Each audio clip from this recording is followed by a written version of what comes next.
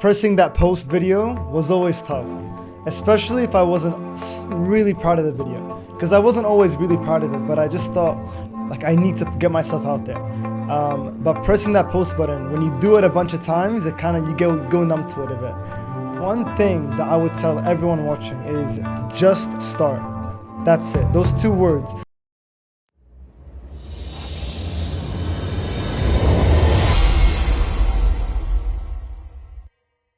Hi everybody, and welcome to another episode of Junior Gladiator Kidpreneurs. Today I'm really happy to have in the studio a young man who is very close to my heart. Many of you will know him from our Junior Gladiator program. He's been hosting our events for us. He is our ambassador, our mascot, 19-year-old Adam Eddine. He is just such a special soul. He's the youngest presenter on Virgin Radio. He's also a professional TikToker. He's got lots of experience to share, and I'm very excited for you to meet him today on camera. So Adam, welcome to the studio. I'm excited. It's so good to see you, Angela. It's very good to see you, and thank you for coming in. I know that you're a very busy young man, so I do appreciate you taking time to come in today. I'm never too busy to be here. No, that's great. It's great to see you, and honestly, I'm excited to have this conversation with you. It's great. Adam and I have had many conversations. Yeah, and it's always exciting. There's always it's always great. A lot happens from our conversations, which is great. And we'll go into a bit more detail about how you've supported us and our journey shortly. But just before we do that, everyone in Dubai knows you. You are, one of the, in my opinion, one of the best Virgin Radio hosts. We listen to your show every Saturday and Sunday. The kids always get excited when they hear your voice on the radio. But for those people that maybe do not know who you are, that are outside of Dubai, can you just introduce yourself and what you do? Yeah, my name's, first of all, thank you. My name is Adam Eddine, and I started as a TikToker.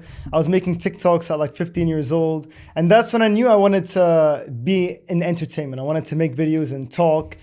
Then as I kept making content, I got the opportunity to join this competition called The Chosen One, to be a presenter on Virgin Radio.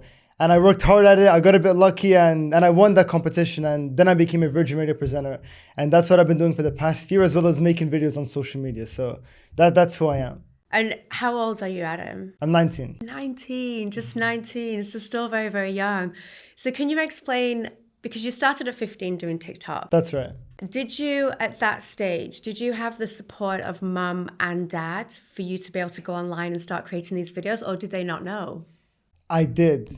So they knew. So my dad and my mom were my biggest supporters. I'd show them a video and say, do you like this? And they'd laugh at it and say, post it.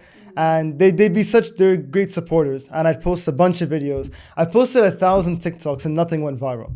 So I put so much effort into it and it still wasn't doing well. And I had friends making fun of me in group chats and I felt demotivated, but my family would always support. And I think that's so important, to have that circle of no, we got your back no matter what. And so I had that, and I was lucky enough to have that. So after making 1,000 TikToks, something went well. And then a lot of those friends that were making fun of me kind of came back.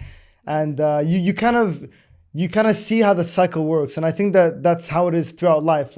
You have people that kind of aren't supporting you until something works out. But that circle that always supports you no matter what is so important to keep strong. Yeah, of course, because it's easy to be someone's friend when they're successful, but you find out who your true friends are on the way up. That's okay, right. On the way up or on the way down. Yeah. 1,000 TikToks. That's a lot of TikToks. Yes.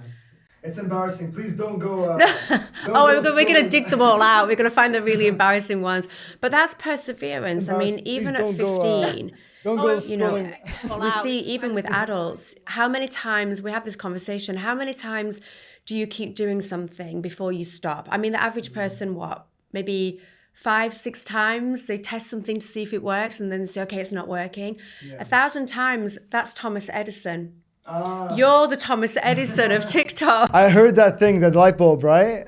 How many times did you try? 1,000. Right, so I was 1,016. So what made you keep going when time after time after time you were not getting the response or the effect that you wanted?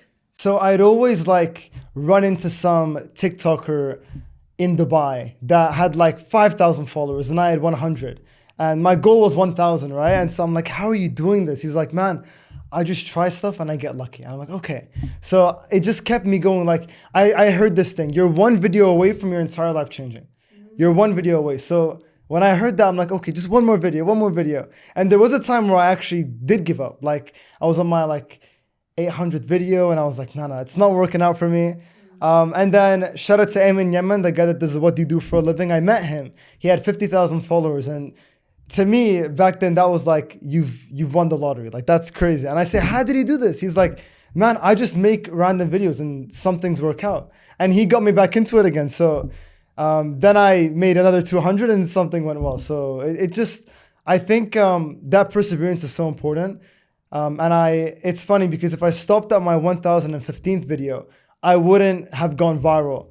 And I probably wouldn't have gotten the Virgin Radio job, because having a social media presence does help a lot with that. So I think everything leads to something. And so if you just keep trying at what you want. I mean, look at my first few videos. You'll say, this guy isn't supposed to be on social media. Get him off it. They were embarrassing. I shaved my head. I shaved my name into my hair. I did a lot of funny stuff. I had goats in my backyard and they were part of my videos, and nothing was working until something did. And once that thing works, you're going to be so grateful that you made those 1,000 videos, because every single one of those videos teaches you the skills you need to make that viral one. So it tells a story, doesn't it? And it shows a journey of you going from where you were to, I guess, where you are now, which is incredible. And that's one of the things that, because you know that we do this Junior Kidpreneurs program, because you've been there to support us with that. Thank you for that. Of course. And that's one of the reasons why I find you so inspiring for young people, because you do have this don't give up, keep going, keep persevering. And that shows in the energy that you've got. I think at 15 also, 15 is a difficult time, especially for boys. 15, 16, because you start being, the way that the brain is developing, you start being aware of what people think about you. Yeah. When you're a child, you don't. You want to be on stage, you want everyone to look at you, you're not bothered about being embarrassed. But at 15, 16, and I think 17, these are really crucial years where you become very self-conscious of being criticized or being judged. Did you ever feel at that stage like I'm worried what people might think about me, or did you just keep going? All the time. All the time. And pressing that post video was always tough, especially if I wasn't really proud of the video, because I wasn't always really proud of it, but I just thought I need to get myself out there. But pressing that post button, when you do it a bunch of times, it kind of, you go numb to it a bit. And I always wanted people to enjoy watching my videos, not just so for me, that made me want to make the quality really good. But even if the quality wasn't fantastic, I still wanted to put myself out there. And so I would get a lot of negative feedback sometimes, and it would hurt to hear, but I kept my circle strong. In person from people that you knew, or negative feedback online from people writing?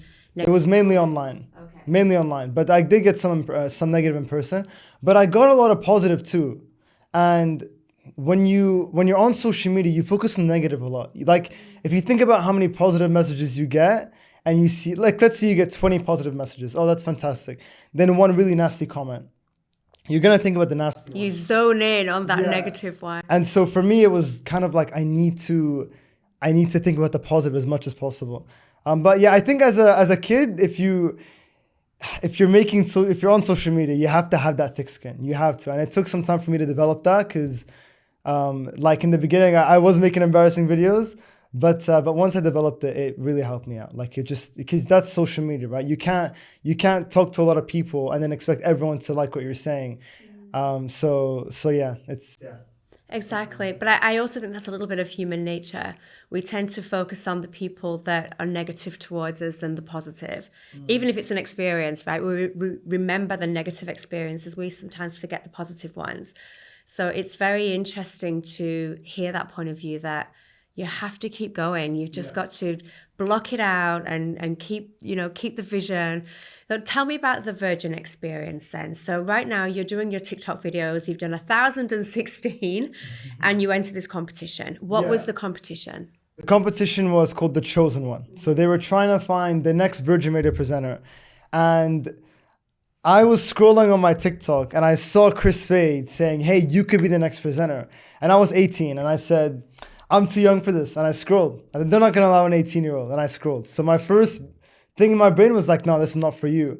I didn't think I was able to do it. So my mom was like, let me just get rid of this. Let me just not think about it anymore. My friend calls me a week later saying, hey, Adam, his name is Khair. Shout out to Khair, by the way, because you'll see why he's the reason I kind of got the job. He's like, Adam, I need you to help me make a video to submit my audition for the challenge. So he was challenging as well.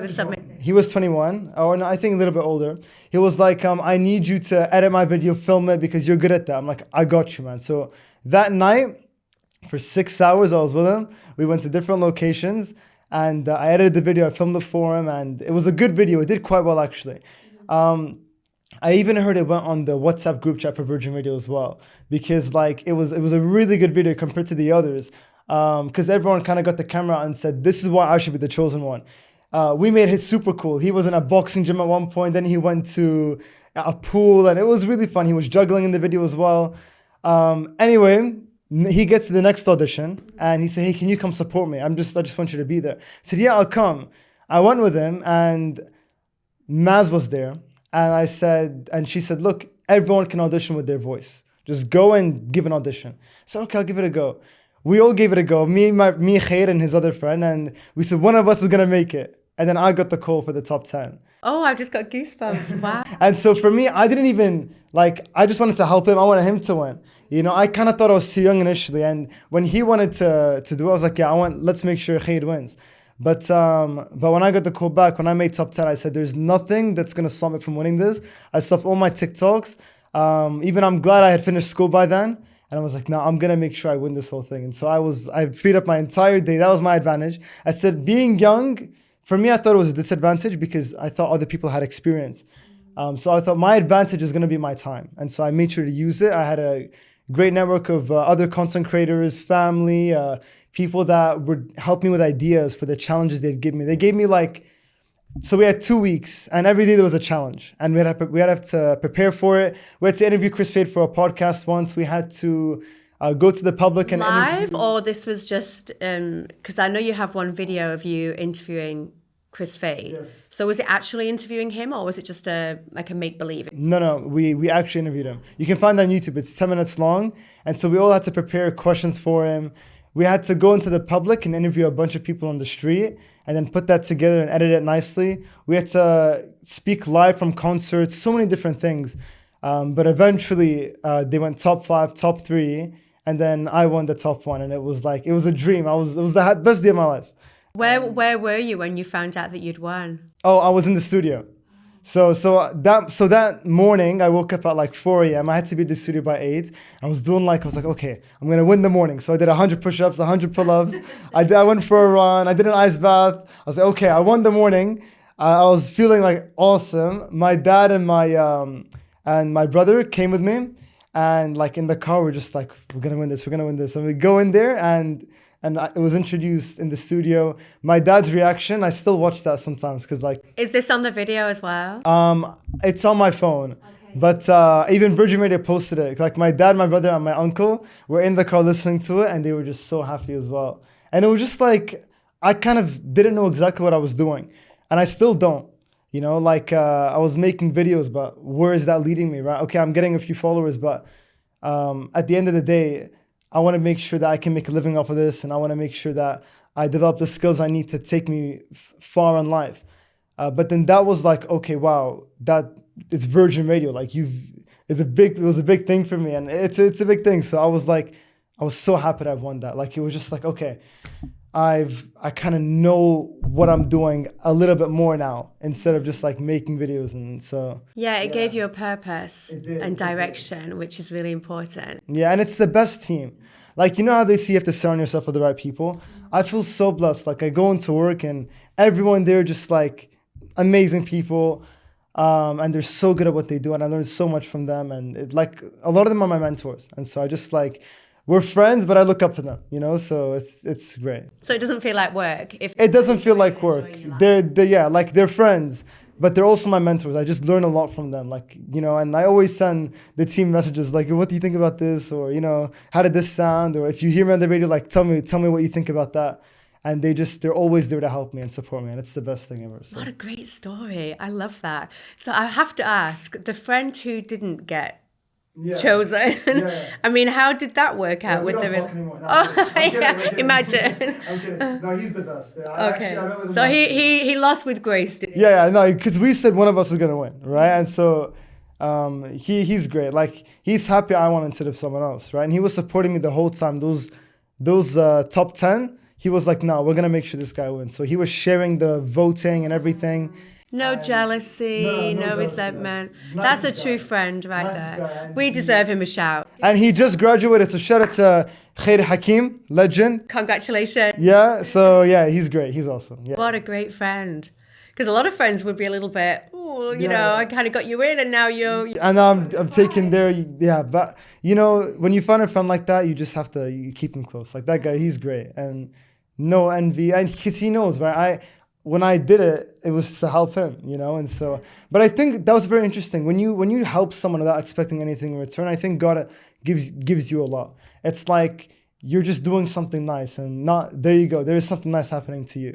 And so that was a big lesson for me. Like, wow, I kind of was like, for me, helping him that night, I kind of had a few things to do, but I did put them aside. Like, no, I want to make sure he wins this.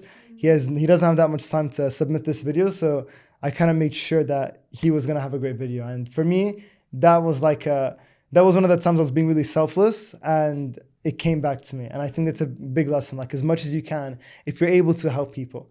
So yeah. Yeah, I've seen that in you when we've been doing the junior programs. I mean, the first time that you and I met and I explained what we wanted to do with the kids, we hadn't even finished the conversation and you were just saying, I'm in. Whatever it is with kids, I'm in. I'm all there. You know, so I do see that in your personality. Where does this come from? Because you're just 19. You're so driven. You are so positive. You elude this beautiful positive energy that I see. I mean, it's not just for today for this podcast. You know, you and I have worked together many times. And I've seen that energy just follows you all the way through. Where does that come from? Is it from mom, from dad, a combination? Thank you. I appreciate it. I don't know. You know, I'm surrounded with a lot of positive people like yourself, you know, but I do have my bad days. You know, for me personally, what helps me a lot is progress. Like if I'm having a bad day or like I'm not really feeling that positive, I'll just need to get something done. I'll need to do a big workout, or I need to get this work done. But I think, look, your interaction with other people, I think that's what life's all about.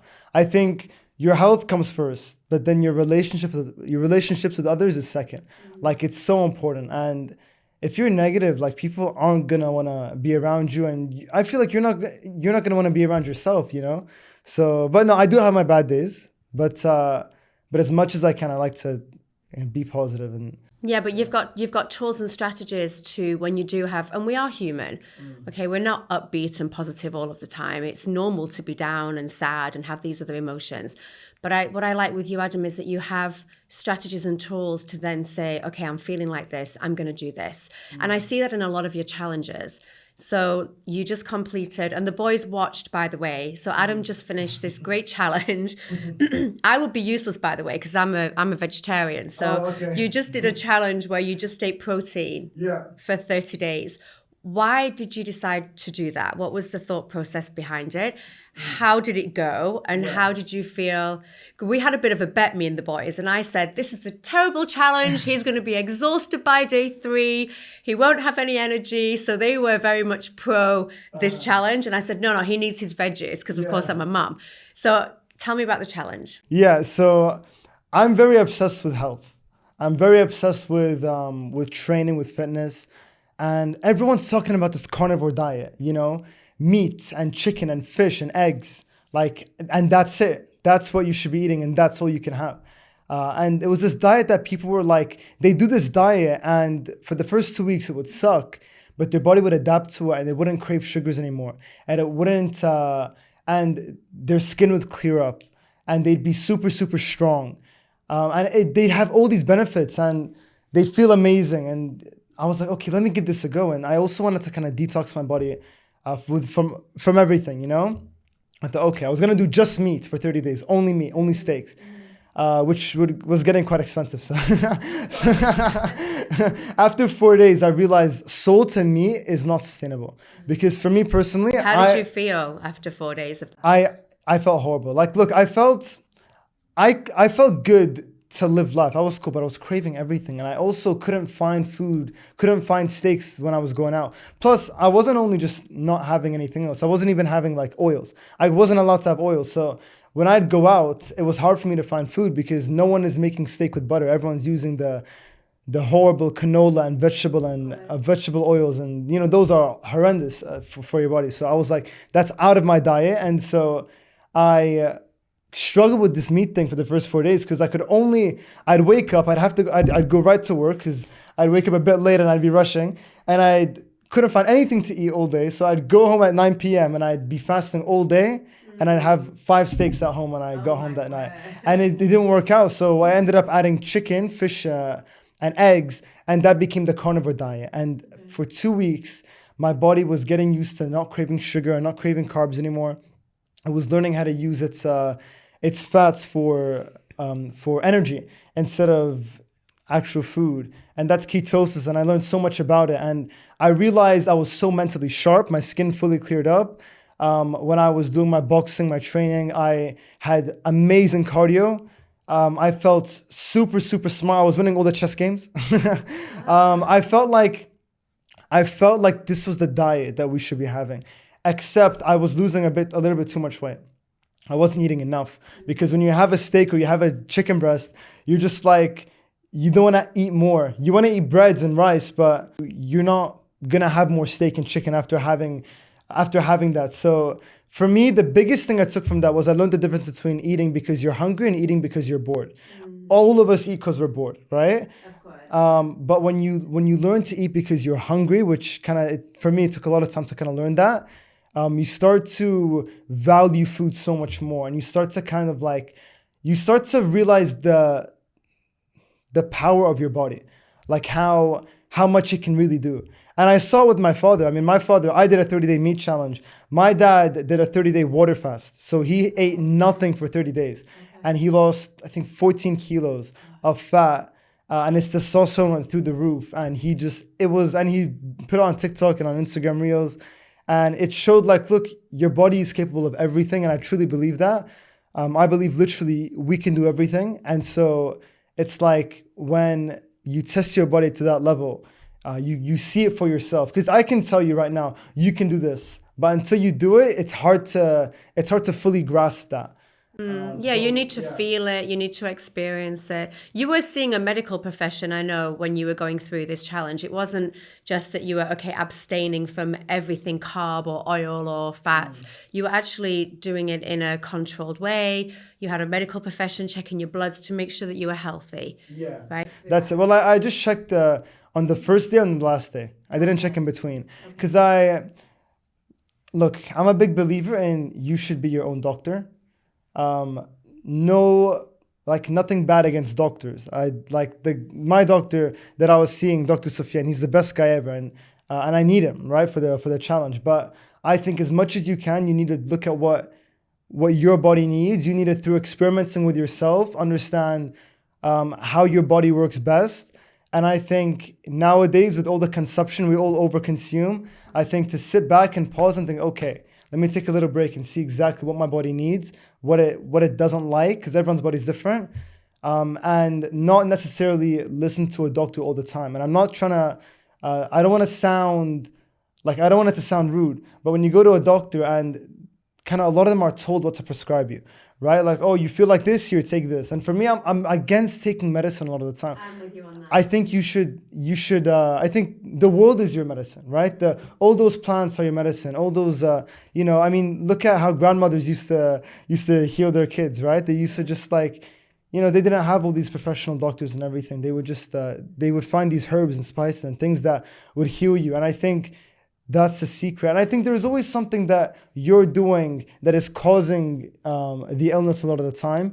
And I think medicine doesn't always fix that. I think it fixes the symptom, but it doesn't. It's a band-aid. Yes, but it doesn't fix the root cause of it. Yeah. Yes. I agree with you. I'm very much down that holistic route, especially there are times, of course, if there's a severe infection, we need antibiotics. But I'm with you. I really believe the body, it's a healing mechanism. It's designed to heal itself. That's what it's there for. And the food that we eat is medicine. I was looking at studying. Have you heard of the blue zones around the world? Blue zones, no. The blue zones. So there's blue zones around the world, and these are areas where people have the longest longevity of life. Okay. So they live longer than anywhere else in the world, but they don't just live longer, they also live healthier. And there's different scientists that go around these blue zones and have a look at, okay, what are these people doing?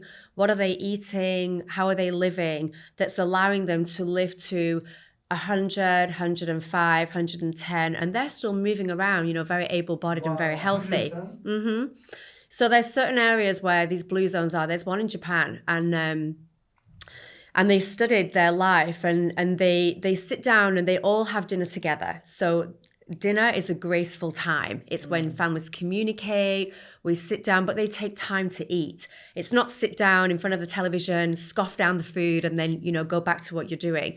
They actually take hours, and they graze, and everything's from the land.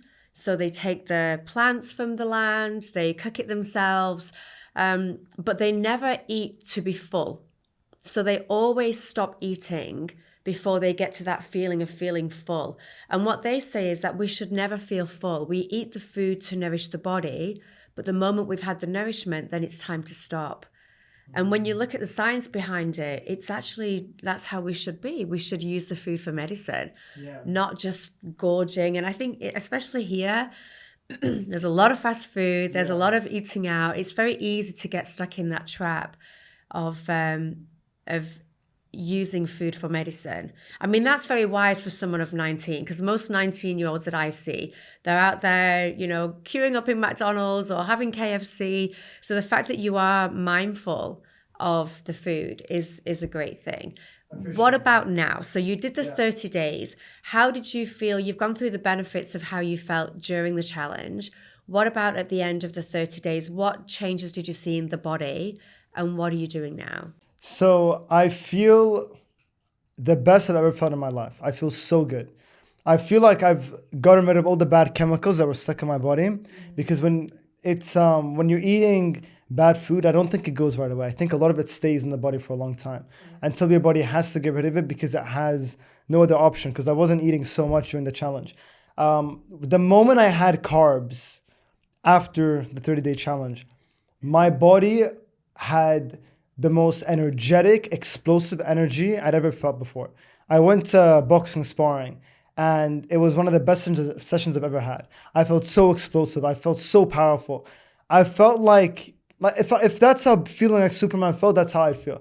Because I've gotten rid of all the bad stuff, and I'm giving my body extra energy with the carbs. And I was like, wow, this is how I should be feeling all the time. What can I do to feel like this more? And so I'm still trying to learn more about the body to kind of see how to feel, how I can feel the best a lot of the time. But I'm still learning this. But I think experimenting like that, like doing a 30-day challenge with just me or anything, even if it's veganism, whatever it is, I'm not against anything. But it's more of like, you need to test things on your body to find out what works for you, instead of listening to people that preach it on social media. Because I think in this day and age, everything can be truth and everything can be lies, right? If I look up something on the internet, like let's say I look up, are vegetables good for you? You'll find reasons why they're good for you. If you look, are vegetables bad for you? You'll find reasons why they're bad for you. So you have to experiment on yourself to see what works for you truly. And through doing these 30-day challenges, I learned a lot about myself, but it's also tough. Like it takes a lot of discipline for myself, and I don't like doing them a lot of the time, because it just like, after 5 days, like, why am I doing this? Why am I doing this to myself? Even with the stretching challenge, after 5 days, I was like, why am I doing this? Like 2 hours every day of stretching. It's not sustainable, but it's it helps you a lot. I think it's really good for your mental strength, because you got to keep going. Absolutely. So now you're in a calm zone. You've done the 30 days. We're calming out now. Yeah. What's next? Or should we not announce that? I can't announce it yet. There's something in the talks right now, but this is gonna be a really big 30-day challenge, and it's gonna be one of the most most challenging one I've done. This one's gonna be, but it's not 100% confirmed yet, so I can't talk about it now. Okay. But I am. We'll do a part 2 then. We'll do a part 2. I'm down for part 2, but it's gonna like if it goes through, it starts in 2 days, and so it should start very soon. But I need it to be confirmed first. So I don't know. If it doesn't happen, then I'll just keep finding something else. But right now I'm enjoying this calm period. I'm enjoying it. I don't wanna rush into any challenges. Angela, when I do a 30-day challenge, I take it very seriously. I know you do. I never wanna do a challenge just for the views or followers. I've actually lost followers during my last challenge because I gained so many in the first challenge. So people only wanna see that first challenge again. But I don't mind. Like if I lose my followers, it's fine. I'm just genuinely, I want to do things that I'm happy to do. Like I'll never do a challenge that I'm not happy to do because then I'll quit. If I was doing the meat challenge just for the views, because I was doing it to learn more about myself, then I would have quit it because it was too difficult. But because it was about myself as well, I wanted to keep going. And in a selfish way, I think when you do things for yourself, that's a big reason to keep going. But also people that were commenting, I want to see these results, I want to see these results. That also helps me push through. So whenever I do a challenge, it's not just for the views or for the followers or for people wanting to know the result. It's actually in a selfish way. It's kind of like it's kind of for myself a bit, and that helps me do it. And that also helps me, it helps me follow through and get those results for the people that want to see them, so those are my 30-day challenges. Yeah, you're challenging yourself, right? Yeah. You're challenging yourself and you're pushing boundaries. And I think, like you said, it has to be something that you enjoy. Otherwise you'll just stop because it's painful. I know the stretching was physically painful. Yeah. I'm sure the last challenge with the carnivore diet was physically painful as well and mentally in the beginning. So it has to be something that you feel like you enjoy. What do you think should be the next 30-day challenge? For the next 30-day challenge. Let me think about that while we're talking and I'll give you something before the end. Actually, the boys were saying, they were asking me, because they know that you're coming in today, and they were asking me, find out what Adam's next challenge is, because Kyan's got one coming up. So he wants to do something together with you as well. Really? Yeah. We need to get you guys together. I'll let him tell you. Okay, I'm down. Adam, I want to have a little bit of a chat with you in regards to advice for young people. You and I have done the Kidpreneurs events before, and you always ask the question to the kids, what do you want to do when you leave school? What is your passion? And a lot of kids these days are really, I guess, interested in this whole vlogging, YouTubing, TikToking, this online.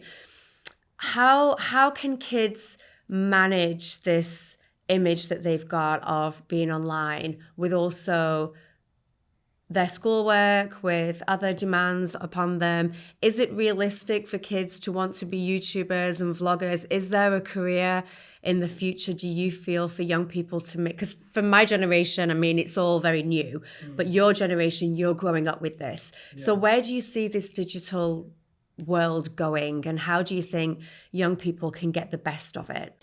It's only growing. 90% of people's free time is spent on social media. 90%. So it's shocking and it's scary. Yeah. But it's only increasing, right? The world is becoming more, or not necessarily social media, on the phones, and then most of that is on social media. So it's concerning, but it's also, you can see it in a negative or a positive way. Do you want to be part of the positive part of it or the negative part of it? And so there are always going to be jobs on social media, but there are a lot of people that want to have that job, that want to be on social media and make a living off of that, right? And I think that if you want to do it, it is very possible. It's so possible. It's just not easy, right? It takes time. It takes, you have to learn how to edit properly. You need to find your style. You need to find out what videos you want to make. And if you look at my first videos that I was making, it's nothing to do with what I'm doing now. And that's normal. You're going to change. And the one thing that I would tell everyone watching is just start. That's it. Those 2 words, like, tattoo them on your brain. Just start. You just have to always start stuff and follow through with them. Because if you're always overthinking, oh, my first video, how am I going to make my first video? Or you're just going to be stuck there. But if you just make a video and post it, even if it's not amazing, even if you post it on your close friend story and put no one in your close friends list so no one sees it. Even if you post it on a new account that's private, just post something, make an effort, write a script, right? Do something in the right direction, because it's like when you're pushing a massive boulder, that first push is hard. But when you get it rolling, you're kind of going in that direction. So as much as you can, don't expect fast results, but work as hard as you can on it. And I think you're not going to make it right away. It takes time. You know, those things are very rare to make it right away. I know it didn't happen for me. When I was making TikToks, all my friends were going viral like that. For me, I was struggling to make anything get over 1,000 views. You know, for 1 year, nothing got over 1,000 views, and it sucked. But I had to just keep going, and it's because I really wanted it. So if you want it bad enough, you'll just start and you'll get it done, and you won't stop at anything. And if you ever have any questions, just send me a DM. I try my best to get back to as many people as possible. I do get questions of that, like how do I edit like that, or how do I make those types of videos? And it's so simple. My phone's down here. I'm gonna pick it up for a second.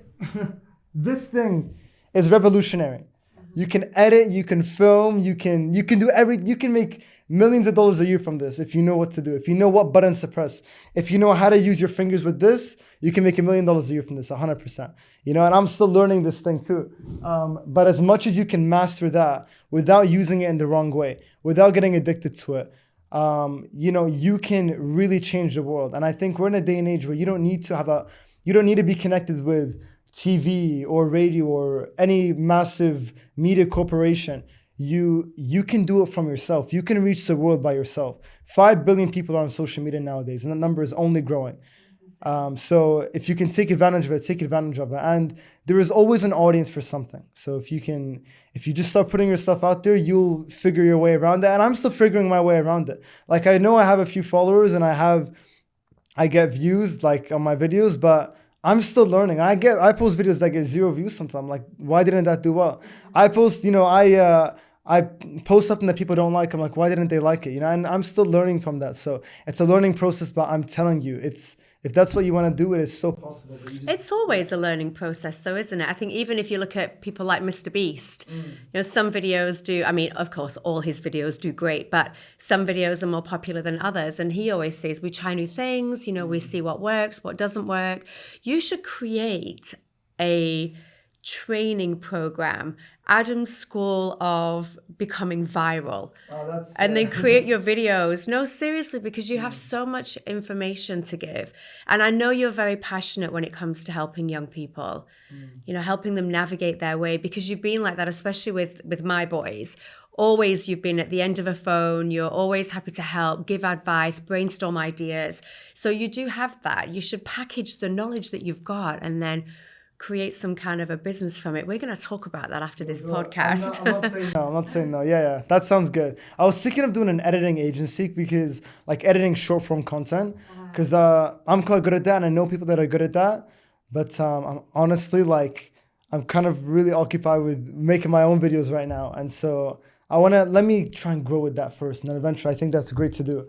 I think it's really cool to, you know, even if it's like an online course or an online community, I think that's a great idea. Yeah, I think it'd be really popular, because I don't see a lot of that out there. I mean, like you said, when you're creating content, there are so many facets to creating that content. Yes, you've got to be in front of the camera, but then it's the editing, it's doing the sound, doing the music, writing the content. That's what people don't see.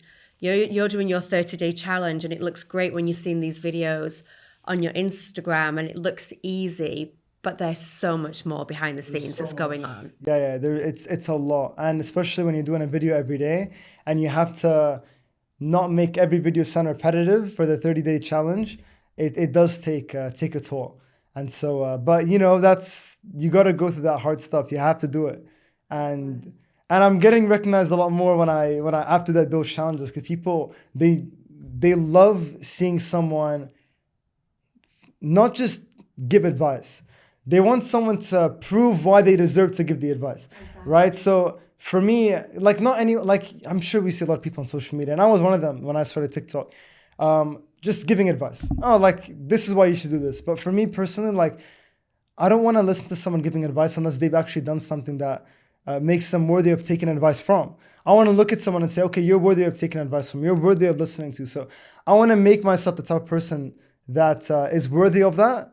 And by doing these challenges, people ask me, do you recommend this diet? Because now they know I'm worthy of talking about the carnivore diet because I did it for 30 days, So I want to challenge myself as much as possible. And I think that's the best way to go about life. Just always challenging yourself and what's next. And I'm doing it publicly for the world to see. So if I fail, the world knows I failed.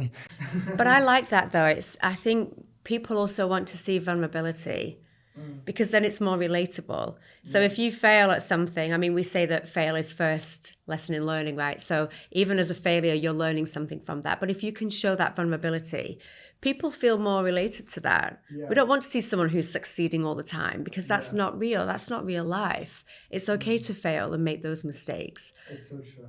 You're an amazing, I love you anyway. How much I think about you. You are such an amazing young man, and you are really a great role model for young people. I know people have probably heard you on the radio, but they don't see Adam because on the radio you don't really see the hosts. Yeah. But, for me, if anyone is out there looking for a young role model to help guide their kids, then you would be the one for me.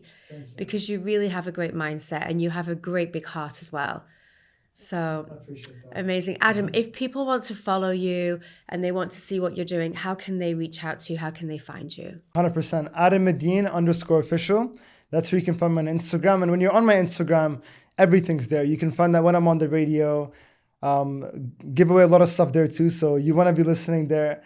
And you can see the challenges I'm doing. You can find me on other platforms too, but everything's on Instagram, and that's where you can find everything. So I say thanks, Angela. It's been great, and it's always great talking to you. It's always great talking to you. It's my honor. And one last thing before you go, because we do have the Gladiator Summit Part 2 coming up in November.